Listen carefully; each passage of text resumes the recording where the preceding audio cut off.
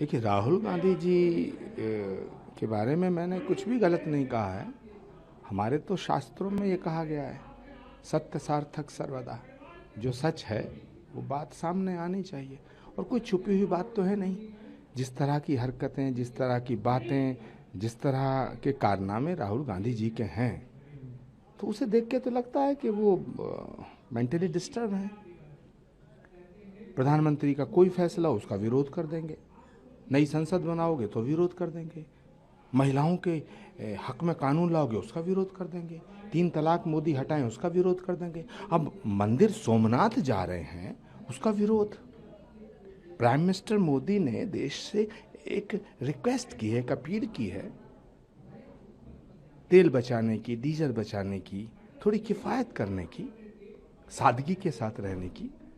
तो इसको तो अप्रिशिएट करना चाहिए। लेकिन राहुल गांधी इसमें भी प्रॉब्लम क्रिएट कर रहे हैं। तो मुझे लगता है कि राहुल गांधी कुछ पगला गए हैं, और सबसे ज़्यादा ज़रूरत है उनको दिमागी डॉक्टर से दिखाने की, क्योंकि उनकी जो हरकतें हैं, उनकी जो बातें हैं, उससे लगता नहीं कि वो नॉर्मल है। चार्ली चैपलिन की तरह घूमते रहेंगे, ऊंची पैंट पहन के डोले वोले दिखाएंगे, तो इससे क्या लगता है? देश के भविष्य के बारे में सोचिए आप। देश का जो वर्तमान चल रहा है उसमें जो समस्याएं, उन पर बात कीजिए आप। देश का प्राइम मिनिस्टर जो बोलेगा उसके खिलाफ बोलेंगे। तो मुझे लगता है कि मैंने राहुल गांधी जी के बारे में जो कहा है वो बिल्कुल स्वतः प्रमाणित है। और हमारे यहाँ शास्त्रों में कहा गया है, प्रत्यक्षम किम प्रमाणम, प्रत्यक्ष को प्रमाण की आवश्यकता नहीं होती है। तो मैं कहना चाहता हूँ कि राहुल गांधी जी को बहुत ज़रूरत है किसी दिमाग के डॉक्टर की। उन्हें दिमाग के अस्पताल में जाना चाहिए। कम करें, पेट्रोल डीजल का खर्चा कम हो, और बहुत ही वर्क फ्रॉम होम किया जाए, सोने में इन्वेस्ट ना किया जाए, उसे कैसे देखिए, जैसे एक घर का मुखिया चाहता है कि घर का भला हो, इसी तरह देश का जो प्रधानमंत्री है वो पूरे देश का मुखिया है। नरेंद्र मोदी एक व्यक्ति नहीं है, एक विचार है, और फिर देश के प्रधानमंत्री हैं। तो देश के प्रधानमंत्री को ठीक उसी तरह बात करनी चाहिए जिस तरह घर का मुखिया करता है।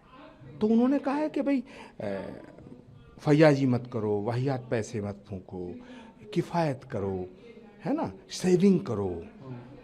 तो घर का जो मुखिया है वो घर के लोगों को समझाने की कोशिश कर रहा है, तो इसकी सराहना होनी चाहिए। प्रधानमंत्री मोदी के जीवन में उनका कुछ नहीं है। नरेंद्र मोदी जी के जिंदगी का एक एक पल इस देश को समर्पित है। तो जिस व्यक्ति का एक एक पल देश को समर्पित है, तो वो तो पूरे भारत को अपना परिवार मानता है।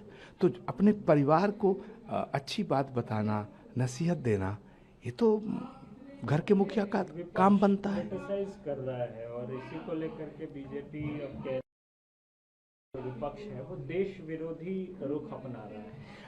विपक्ष के कुएं में भांग पड़ गई है, और इन सब ने भांग पी ली है।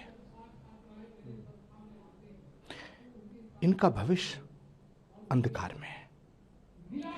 मोदी का विरोध करते करते ये देश के खिलाफ खड़े हो रहे हैं। इन्हें आत्मचिंतन की जरूरत है, आत्ममंथन की जरूरत है। हरियाणा, गुजरात, मध्य प्रदेश, छत्तीसगढ़, उड़ीसा, अब वेस्ट बंगाल, एक एक करके देश की जनता इन्हें सबक सिखा रही है, लेकिन इन्होंने ऐसी भांग पी है कि सीखने को तैयार नहीं है।